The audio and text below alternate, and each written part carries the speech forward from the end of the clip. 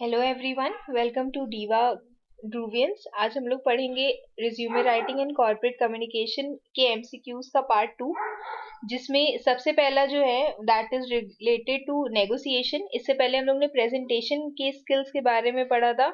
आज हम लोग नेगोशिएशन पढ़ेंगे। नेगोशिएशन में जो सबसे पहले पॉइंट दिया हुआ है, पहले नेगोशिएशन का मतलब समझ लो। नेगोशिएशन होता है कि whenever two parties involved into a discussion, दो पार्टीज होती है जो डिस्कशन करती हैं और उसके बाद वो एक डिसीजन पर, एक अग्रीमेंट पर आती है, that is known as negotiation. For example, आप कभी भी अगर इंटरव्यू के लिए जाओगे and if you are selected for that company, तो उस टाइम पर जो भी आप अपनी सैलरी नेगोशिएट करोगे, आप कुछ ऑफर बताओगे कि okay you want this much and they will also ask you how much you need, how much is your expected salary.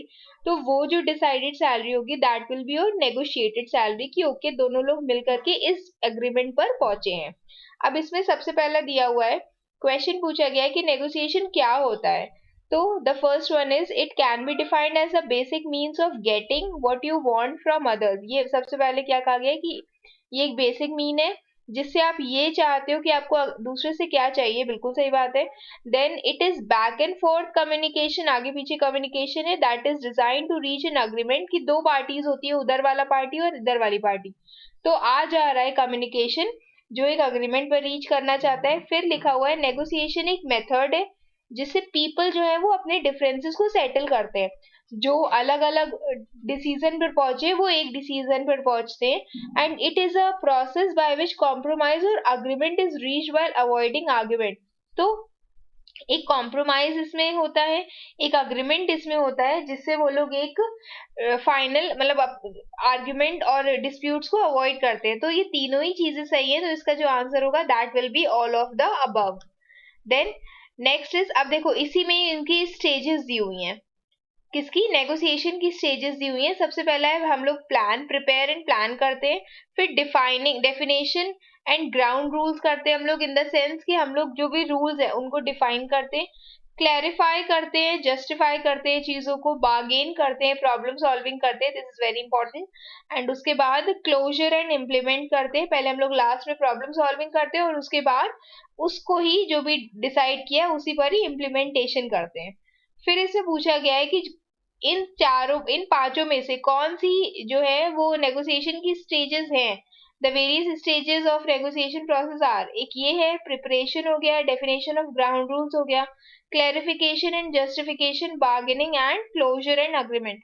तो कौन सा है? All of the above, 1 and 4, 1, 4, 5 या फिर नन? तो obviously this will be all of the above. ऐसे ही आपको कुछ एक दो दूसरी काइंड ऑफ स्टेजेस दे करके पूछा जा सकता है कि इसमें से कौन सी स्टेज नहीं है, and you have to choose the odd one out.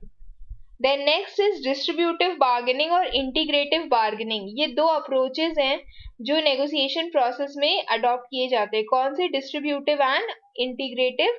तो यस दिस इज ट्रू, ये दोनों ही मेन है जो हम लोग नेगोशिएशन प्रोसेस में अडॉप्ट करते हैं।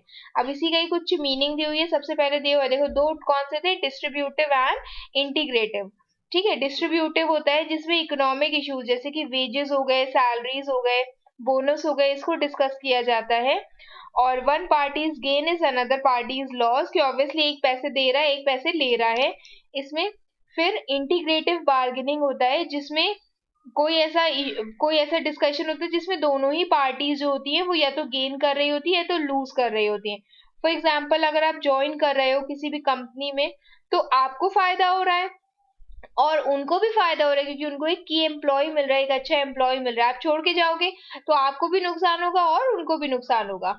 उसके बाद तीसरा इसमें दिया हुआ है, पढ़ लो, हो सकता है कि कुछ और ही पूछ लिया जाए। एटीट्यूडनल रीस्ट्रक्चरिंग, ये होता है शेप करना, रीशेप करना सम ऑफ द एटीट्यूड्स, जैसे कि ट्रस्ट और distrust, friendliness, hostility between labour and management. तो ये एटीट्यूड को रीस्ट्रक्चर करना, कि विश्वास बढ़ाना या कम करना, फ्रेंडली नेचर को बढ़ाना या कम करना, ये आता है बार्गेनिंग के काइंड में। उसके बाद लास्ट है इंट्रा ऑर्गेनाइजेशन, जो इंटरनल कन्फ्लिक्ट्स को रिजॉल्व करने के लिए किया जाता है। This is a type of manoeuvring to achieve consensus, मतलब कि कंसेंट अचीव करने के लिए वर्कर्स और मैनेजमेंट में विद इन द यूनियन। ठीक है, जब आप यूनियन के बीच में रह करके दो लोगों के बीच में कंसेंट को पाने की कोशिश करते हो, that is known as intra organizational bargaining. Intra means within the organization. फिर इसमें क्वेश्चन पूछा है, the ability to negotiate requires interpersonal and communication skills. तो इसमें पूछा गया है कि एक नेगोशिएटर के अंदर कौन सा ट्रेट होना चाहिए। नेगोशिएटर के अंदर ये ट्रेट होना चाहिए कि वो प्रॉब्लम को सॉल्व कर सके, पहले प्रॉब्लम एनालाइज कर सके, उसके बाद इफेक्टिव नेगोशिएटर जो है वो ढंग से सुने, बात को एक्टिवली सुने, ठीक है, he should be active listener. फिर तीसरा बोला गया है कि इफेक्टिव नेगोशिएशन जो है it is able to make good working relation. तो ये तीनों ही चीजें अगेन सही है इसमें, तो this will be all of the above. Then high risk negotiation technique. अब एक काइंड ऑफ टेक्निक होती है हाई रिस्क नेगोशिएशन टेक्निक, जिसमें अगेन कुछ पूछा गया है कि उसमें क्या क्या चीजें इंक्लूडेड होती हैं। तो उसमें ये सारी चीजें इंक्लूडेड होती है, ठीक है। अब सबसे पहले इसमें क्या होता है, इसको पढ़ लो, सकता है ये भी आपके पेपर में आ जाए या काइंड ऑफ क्वेश्चन आ जाए। हाई रिस्क टेक्निक्स क्या होती हैं, तो इसमें जो सबसे पहला high risk techniques of negotiation में क्या होता है कि या तो ठीक है एक अग्रेसिव स्ट्रैटेजी है, रख लो या छोड़ दो। फिर waiting until the final moment, जिसमें जो भी टैक्टिक्स है, डेडलाइन एकदम पास में होती है तो आप उस लास्ट मोमेंट तक रुके रहते हो। And next is you are losing your temper as well, ठीक है। तो ये सारी जो होती है वो हाई रिस्क टेक्निक्स होती है। सम सॉर्ट ऑफ अग्रेसिवनेस ज्यादा होता है, पीसफुल और कामनेस वहां पर कम होती है, इसीलिए ऑल ऑफ द अबव होता है। इनको एक बार रीड कर लेना सही से।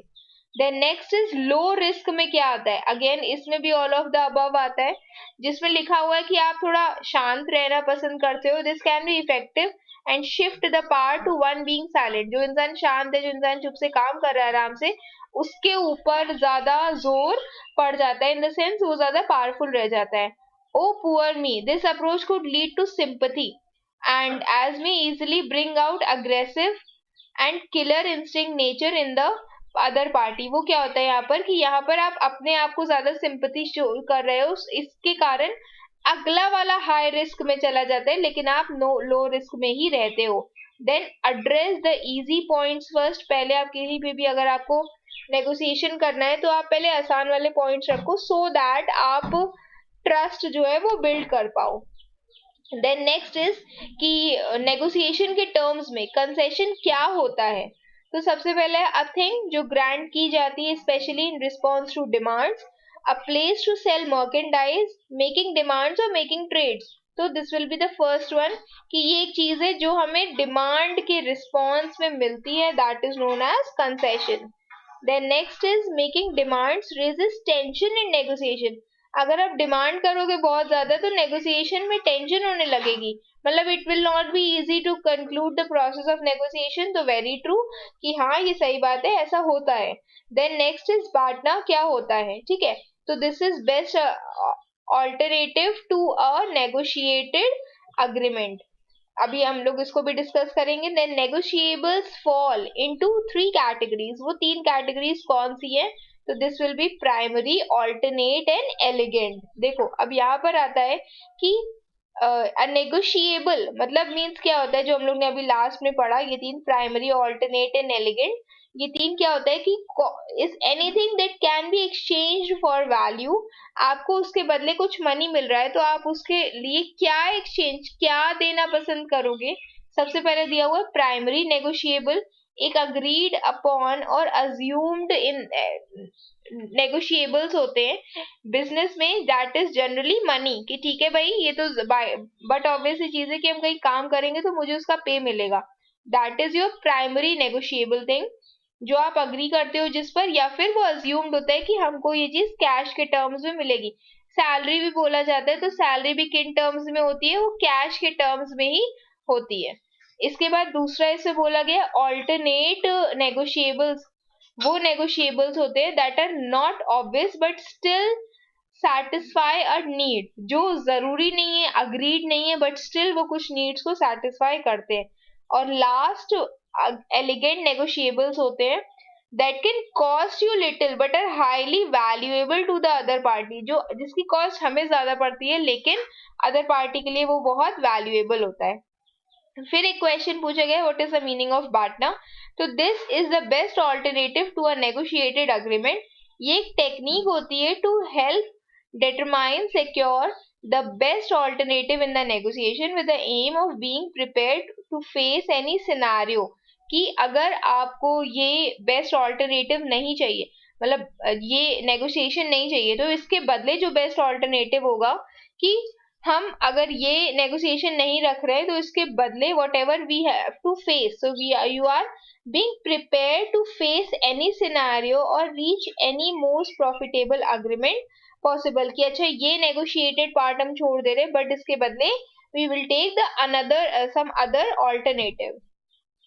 फिर कुछ टेक्निक्स हैं, ये सबसे लास्ट वाला पॉइंट है जिसमें 10 नेगोशिएबल टेक्निक्स की बात की गई है कि पहले तो आप अपने नेगोशिएशन के लिए प्रिपेयर रहो, फिर डिटेल्स पर अटेंशन दो, अपनी ईगो को हटा दो, listening, be a good listener always. If you don't ask, अगर आप सुनोगे नहीं, सॉरी अगर आप पूछोगे नहीं तो आपको कभी चीजें पता नहीं चलेंगी, मिलेंगी नहीं। Anticipate compromise, wherever you are you need to anticipate that कुछ ना कुछ आपको ऑब्वियसली कॉम्प्रोमाइज करना पड़ेगा। ऑफर एंड एक्सपेक्ट कमिटमेंट, कि खुद भी दो कमिटमेंट और दूसरे से भी वही चीज एक्सपेक्ट करो। Then don't absorb their problems, उनकी प्रॉब्लम्स में बहुत ज्यादा इन्वॉल्व होने की जरूरत नहीं है टू द अदर पार्टी। अपने प्रिंसिपल से स्टिक रहो and close with confirmation. And whenever you are closing a negotiation, आप पूरी तरीके से श्योर रहो that you have done your part very well. ठीक है, तो these were the few MCQs for negotiation. काम काम की चीजें उसमें बता दी गई हैं। कुछ नहीं समझ में आया, you can mention it in the comment box. Keep preparing for your exams, best wishes, thank you.